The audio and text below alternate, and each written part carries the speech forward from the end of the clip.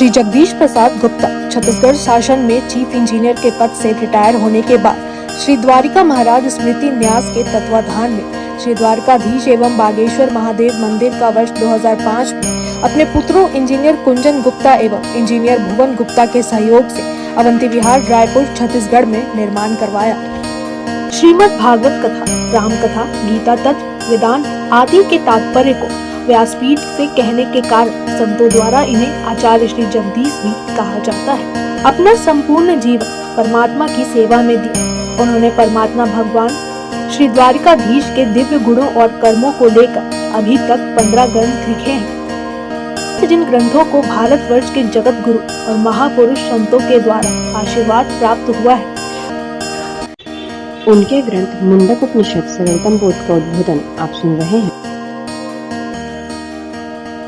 प्रथम विचार अपरा और परा विद्या का परिचय पर उद्बोधन आप उनका सुन रहे हैं। विश्वाय विश्वपतये विश्वेश्वराय गोविंदाय नमो नमः। सर्वाय सर्वपतये सर्वसंभवाय गोविंदाय नमो नमः। सच्चिदानंद रूपाय विश्वोत्पत्त्यादिर्हेतवे ताप्तये विनाशाय श्री कृष्णाय वयं नमः। ओम शमं प्रशांतं सुमुखं दीर्घचारु चतुर्भुजम् समान कर्णविन्यस्त स्फुरन् मकराकृत कुंडलम् हेमांबरं घनश्यामं श्रीवत्सांक श्रीनिकेतनं शंखचक्र गदा पद्म वनमाला विभूषितं नूपुरै विलसित पादं कौस्तुभ प्रभयायुतं द्युमत किरीट कटक कटिसूत्रांगदयुधं सर्वांग मनोहरं हृदं कृपा प्रसादे क्षणं सुकुमारं अभिध्यायेत सर्वांगेषु मनो दधत रूपं यत् तत् प्राहुर्व्यक्तमाद्यं ब्रह्मज्योति निर्गुणं निर्विकारं सत्तामात्रं निर्विशेषं निरीहं सत्वं साक्षात् विष्णु आध्यात्मदीपः नष्टे लोके द्विपरार्धावसाने महाभूतेषु आदिभूतं गतेषु व्यक्ते अव्यक्तं कालवेगेन याते भवानेकः शिष्यते शेषसंज्ञः भवानेकः शिष्यते शेषसंज्ञः।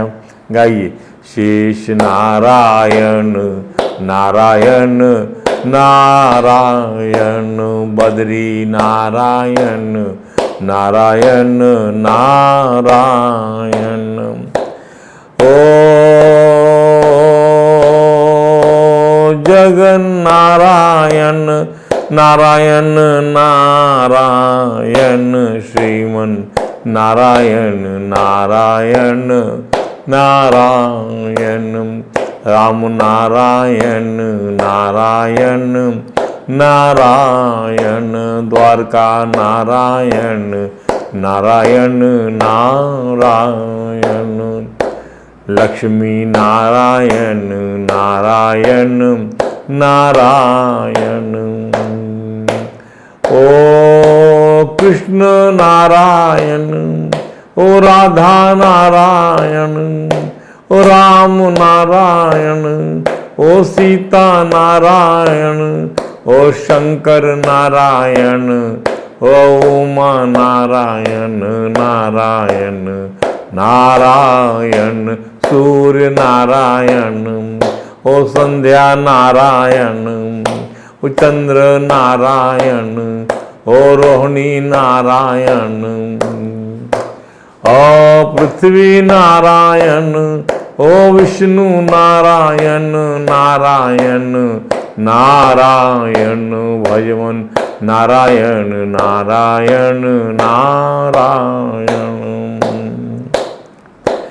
ओ अक्ष नारायण, ओ ग्रह नारायण, ओ देव नारायण, ओ ऋषि नारायण, ओ गुरु नारायण नारायण नारायण, गंगा नारायण, ओ यमुना नारायण, ओ विद्या नारायण, ओ रेवा नारायण, ओ कृष्णा नारायण, ओ गोदा नारायण नारायण नारायण, भगवन नारायण नारायण नारायण, सनत नारायण, ओ नारद नारायण, ओ व्यास नारायण, ओ शुक नारायण, ओ चैतन्य नारायण नारायण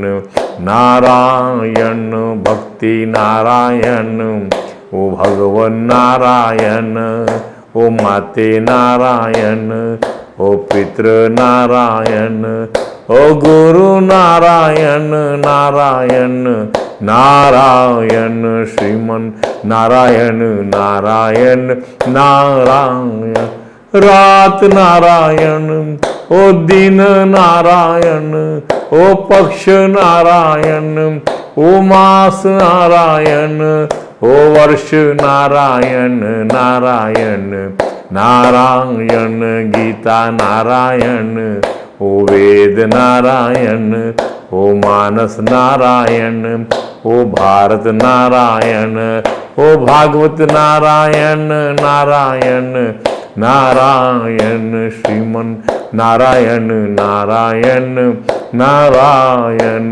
हरे राम राम राम हरे हरे, हरे कृष्ण कृष्ण कृष्ण हरे हरे। लिए परात्पर प्रभु त्रिलोकी नाथ, भक्त वांछा कल्पतरु, भक्त वत्सल कृपण वत्सल शरणागत वत्सल, भगवान श्री द्वारकाधीश महाराज की जय। भगवान श्री बांके बिहारी लाल की जय, भगवान श्री रास बिहारी लाल की जय, भगवान श्री राधा दामोदर नाथ की जय, भगवान श्री राधा कृष्ण सरकार की जय, श्री सद्गुरु भगवान की जय, समस्त गुरु भगवान की जय, श्री चैतन्य महाप्रभु जी महाराज की जय, देवर्षि नारद जी महाराज की जय, भगवान श्री व्यास जी महाराज की जय, परम भागवत भगवान श्री सुखदेव जी महाराज की जय। जय श्री राधे, जय जय श्री श्याम। आइए मुंडकोपनिषद सरलतम बोध के पहले विचार अपरा और परा विद्या के परिचय में हमने बताया कि सारी विद्याओं की आधारभूत विद्या ब्रह्म विद्या है, और ब्रह्म विद्या को ब्रह्मा जी ने अपने ज्येष्ठ पुत्र अथर्वा जी को इसका उपदेश दिया था। तो हम ये बता रहे हैं कि ब्रह्मा जी का प्राकट्य कैसे हुआ और किस प्रकार से भगवान के द्वारा ही उनको ब्रह्म विद्या प्रारंभ में समझाई गई, इसलिए उनको वेद गर्भ भी कहा जाता है, ब्रह्मा जी को आत्मयोनि भी कहा जाता है। ध्यान दीजिए, अरे ब्रह्म श्रीमन नारायण का कहना यही है भगवान का कि ब्रह्मा जी हो या कोई और भी हो, कभी यह नहीं समझे कि उसे लोक रचना का कार्य करना है। अरे वो नारायण का कार्य करता है, उसे वह तो उन नारायण की योग माया पहले रच डालती है, पहले से रच डालती है। ध्यान दीजिए, और केवल निमित्त का चयन भगवान करते हैं, चाहे वो निमित्त ब्रह्मा बने, चाहे वो निमित्त अर्जुन बने, चाहे वो निमित्त उद्धव बने, कोई बने। महाभारत के युद्ध का सारा यही था। भगवान ने राजा अर्जुन को कहा कि देखो भाई, ये तो युद्ध जो है, ये सारे योद्धा मेरे द्वारा पहले से ही मारे जा चुके हैं, तुम क्यों निमित्त मात्र बन जाओ। हाँ, एक बात तो, तुम युद्ध करो या ना करो। अच्छा, अहंकारात ना योद्धु इति मन्य से मिथ्या एष व्यवसाय हते प्रकृति त्वाम नियोक्षति। ये तेरा घमंड मिथ्या है। क्या बात कर रहे हो तुम, तुम्हारी प्रकृति लगा देगी। क्यों कि पहले से संरचना कर दी गई है, तुम्हारे बिना भी युद्ध की लालसा लिए खड़े प्रतिद्वंदी मारे जाएंगे। अब भगवान ने ब्रह्मा जी को समझाया क्या कि मेरे ज्ञान से जो तुम्हारा चित्त भर जाएगा, मेरे ज्ञान से, और उस दर्शन को आधार बनाकर जब आप सृष्टि रचना करेंगे, भगवान का वह ज्ञान यदि हमने संभाल लिया अपने आप में कि हमको निमित्त बनना है, हमें दृष्टा सब अपने आप को समझना है, तो तभी जीव समझ पाएगा कि भगवान समस्त भूतों में ऐसे व्याप्त हैं जैसे काष्ठ में अग्नि। तभी जीव समझ पाएगा कि उसका अंतःकरण, उसकी इंद्रियां, गुण अन्य भूत प्राणियों से वह रहित होकर केवल श्रीमन नारायण से तादात्म्य रखता है। उसमें न इंद्रियां हैं, न गुण है, न अंतःकरण है, न कुछ है, वह उनसे रहित है। तब समझ पाएगा जीव, और श्रीमन नारायण तादात्म्य रखता है और प्रकृति अपना काम करती है। ध्यान दीजिए, उनसे ही तद्रूप हो पाता है। किससे? श्री नारायण से। तभी जीव समझ पाता है। क्या समझ पाता है? जब वो यह ज्ञान भगवान, ज्ञान से चित्त, भगवान के ज्ञान से, ब्रह्म ज्ञान से चित्त भर जाए, तभी समझ पाता है ये चित्त कि क्या इंद्रिय नहीं, इंद्रियों से रहित है मेरा यह ब्रह्म स्वरूप। नहीं, अंतःकरण से रहित है मेरा यह ब्रह्म स्वरूप। नहीं, मैं गुणों से रहित है मेरा ब्रह्म स्वरूप। और जो है मेरा भगवान से तादात्म्य में है। अब आगे समझाया भगवान श्री नारायण ने ब्रह्मा जी से कहा, ध्यान से समझिए कि भागवत का हम इसलिए लेते हैं ताकि हम उसकी विवेचना आसानी से समझा सकें। ऐसे कह दिया जाए कि ब्रह्मा जी पहले प्रकट हुए, उनको कहा जाए तो ब्रह्मा जी हुए कैसे, ये तो जानिए। कैसे आप जीव कैसे बन रहे हैं? आपके अंदर ज्ञान है तो आप ब्रह्म हैं, ज्ञान नहीं है तो आप जो है अहंकार को ओढ़ लिए आप जीव बन गए। इसलिए उपदेश की जरूरत पड़ती है। तो क्या कहा भगवान ने ब्रह्मा जी से? पूर्तेन तपसा यज्ञै योग समायज्ञैर दानैर योग समाधिना राधम निःश्रेयसाम पुंसाम मत प्रीति तत्त्वाविन्मतम् अहमात्मात्मनां धातः प्रेष्टः सन प्रेयसामपि अतो मयि रतिं कुर्यादेहाद्यत कृते प्रियाः सर्ववेदमयेनेदम् आत्मनात्मात्मयोनिना प्रजासृज यथा पूर्वम याश्चामय्यनुसेरते। ध्यान से समझिए इसको। क्या कहा? तत्विद मतम, तत्विदताओं का मत है कि पूर्तेन पूर्त कर्म, तपसा तप कर्म, यज्ञ यज्ञ रूपी कर्म, दान है दान कर्म, योग और समाधि आदि साधनों से प्राप्त होने वाला जो परम कल्याणमय फल है, राधम निःश्रेयसाम, वह मेरी प्रसन्नता ही है। क्या बात है! मत प्रीति ही तत्वित मतम, तत्वितों का मत है कि जो पूर्त कर्मों से फल प्राप्त होगा कल्याणमय। ध्यान दीजिए, पूर्त कर्मों से। पूर्त कर्म मतलब ये कुआं, बावली इत्यादि बनवाना, बगीचे बनवाना, दूसरों के उपकार के लिए काम करना, तप, यज्ञ, दान, ये इष्ट कर्म हो गया। यज्ञ कर्म मतलब इससे अपने ईश्वर भगवान प्रसन्न करना, तपस्या करना, इंद्रियों का दान, योग और समाधि आदि साधन, जितने भी साधनों का उपयोग करेंगे उसका जो फल मिलेगा वह क्या है? वह क्या है फल?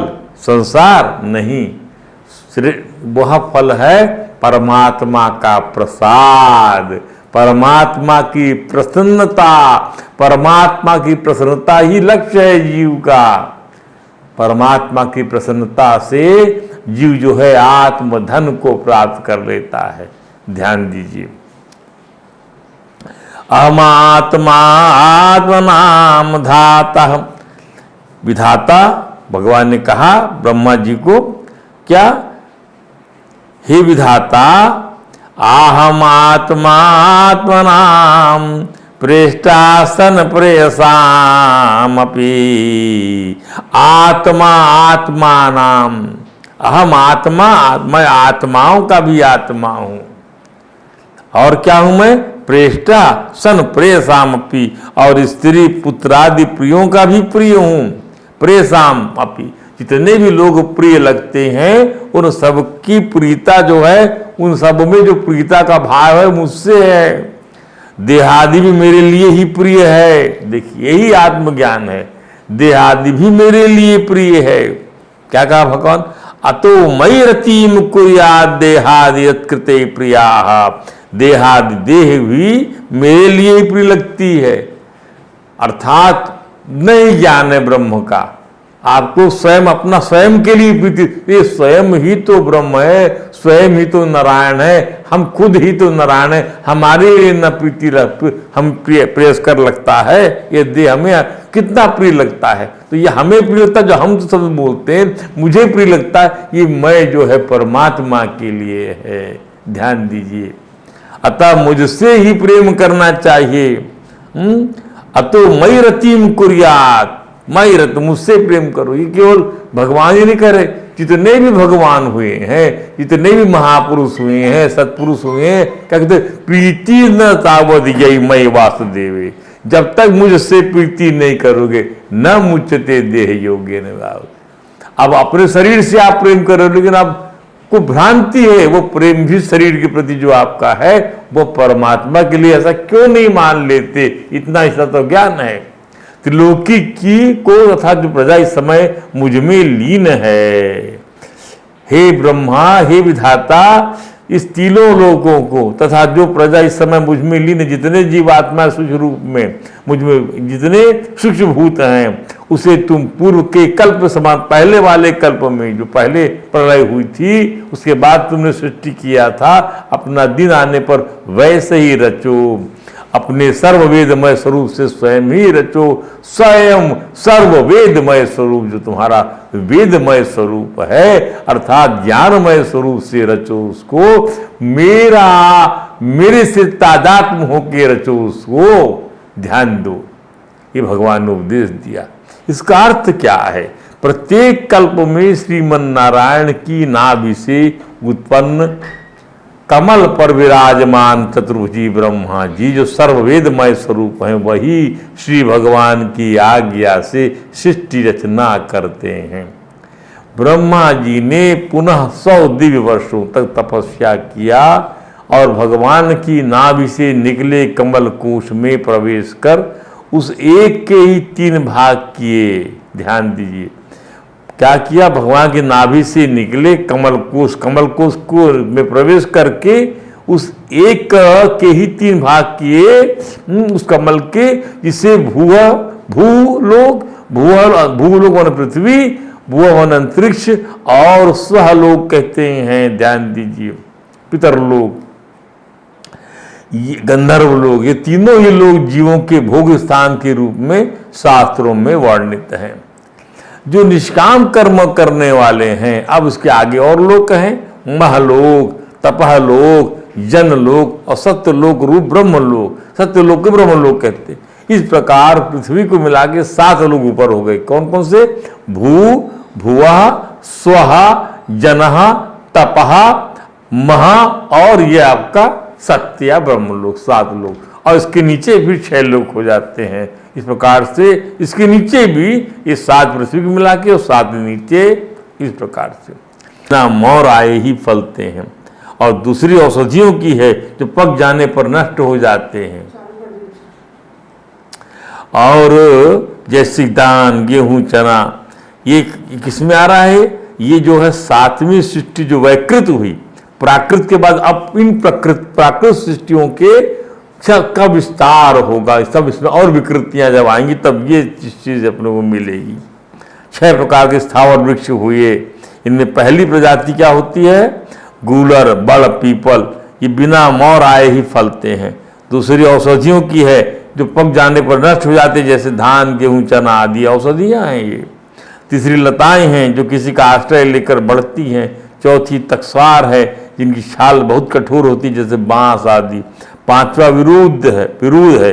ये भी लताओं की प्रजाति पर ही ऊपर नहीं चढ़ते क्योंकि भारी होते हैं, अतः जमीन पर ही फैलती हैं, जैसे तरबूज, खरबूज आदि। 6वीं स्थावर प्रजाति है और फलदार वृक्षों की, जिनमें फूलों के स्थान पर ही फल लगते हैं। इनमें प्राय ज्ञान शक्ति प्रकट नहीं होती। ये भीतर ही भीतर केवल स्पर्श का अनुभव करते हैं तथा इनमें से प्रत्येक में एक विशेष गुण होता है। 8वीं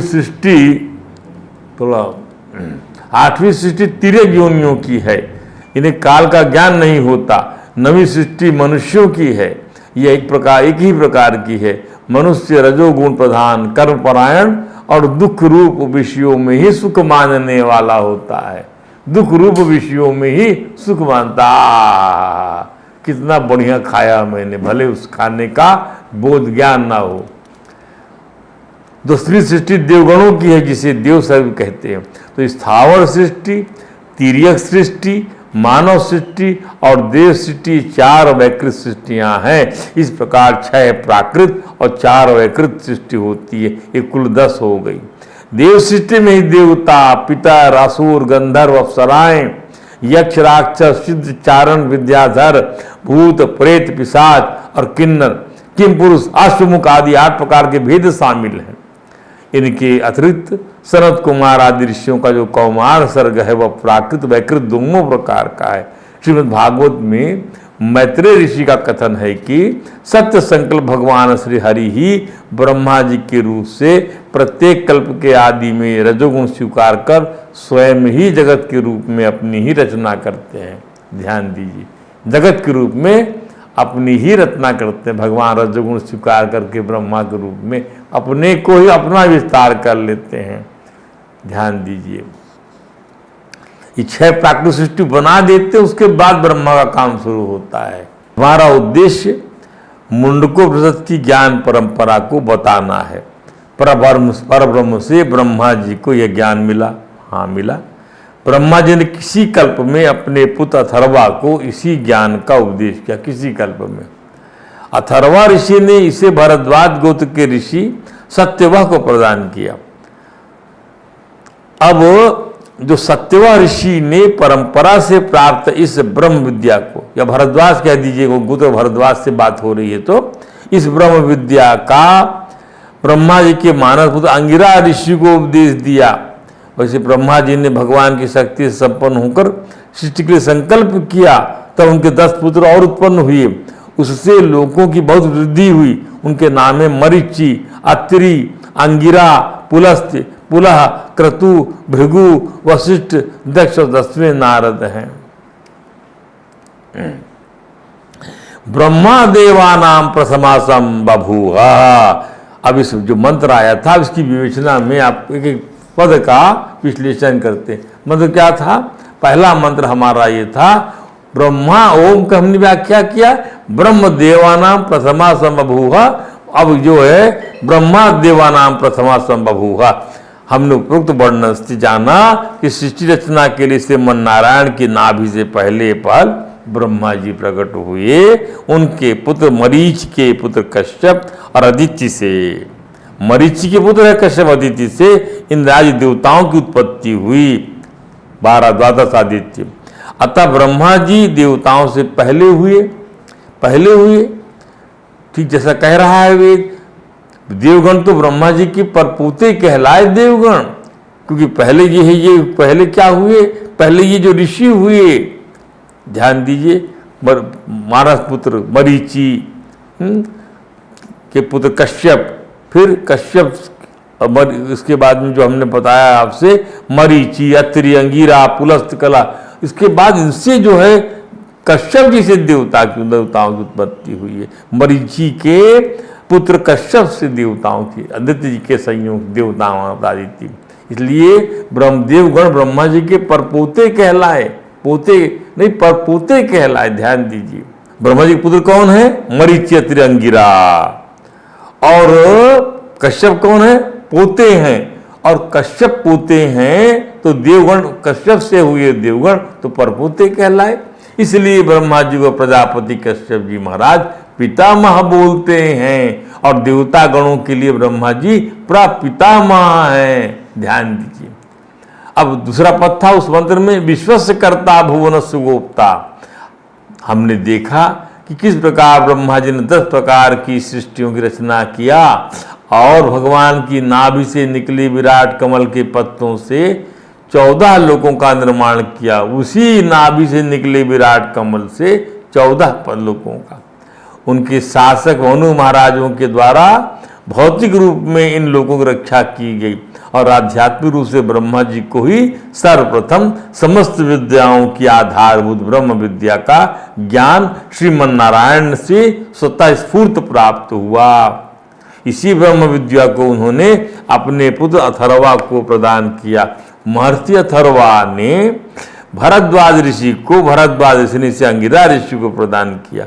इस प्रकार परंपरा से प्राप्त ब्रह्म विद्या जो ब्रह्म के पर और अपर दोनों स्वरूपों का ज्ञान कराती है, अंगिरा ऋषि इसी विद्या से संपन्न थे। इस प्रकार अंगिरा के पास ये विद्या परंपरा से प्राप्त हुई। अब मुंडक उपनिषद का जो है ये पहला मंत्र जो है शुरुआत हुई एक। अब तीसरा जो मंत्र है प्रथम मुंडक के प्रथम खंड का ये जो है तीसरा मंत्र, क्या है वो मंत्र? शौनको वै महाशालोंगिरसम विधिवदु प्रसन्नः पप्रच्छा कस्मिन् भगवो विज्ञाते सर्वमिदं विज्ञातम भवति। क्या है इसका अर्थ? इसका अर्थ समझिए कि सभी जानते हैं कि शौनक ऋषि का एक विशाल ऋषिकुल था, जिसमें उनके द्वारा 88,000 स्नातकों को ब्रह्म विद्या सहित वेद वेदांग का आदि का ज्ञान कराया जाता था। उत्तर प्रदेश के नैमिषारण्य तीर्थ क्षेत्र में तो तहसील सीतापुर जनपद लखनऊ में आज भी स्थित है, यह गुरुकुल स्मृति शेष के रूप में विद्यमान है। असी शौनक इस विशाल गुरुकुल के अधिष्ठाता थे। उन्हें सत्संग करने का, श्रीमन नारायण हरि के बारे में सुनना, समझना, जानना अच्छा लगता था। सौन को हवई महाशालो अंगिरसम विधिवत उपसन्न पप्रच्छ। इस प्रकार कई शास्त्रों में भी दृष्टा के रूप में बड़े बड़े ऋषि मुनियों से भगवत संबंधी चर्चा और ब्रह्म ज्ञान की जिज्ञासा करते रहते थे। इसी नैमिषारण्य में विशाल सूतपीठ भी अवस्थित है। ध्यान दीजिए, इस प्रकार कई शास्त्रों में शौनक जी पृष्ठा के रूप में, पूछने वाले के रूप में बड़े बड़े ऋषि मुनियों से भगवत संबंधी चर्चा और ब्रह्म ज्ञान की जिज्ञासा करते रहे हैं। कोई विश्राम यही करते हैं। हरे राम राम राम हरे हरे, हरे कृष्ण कृष्ण कृष्ण हरे हरे।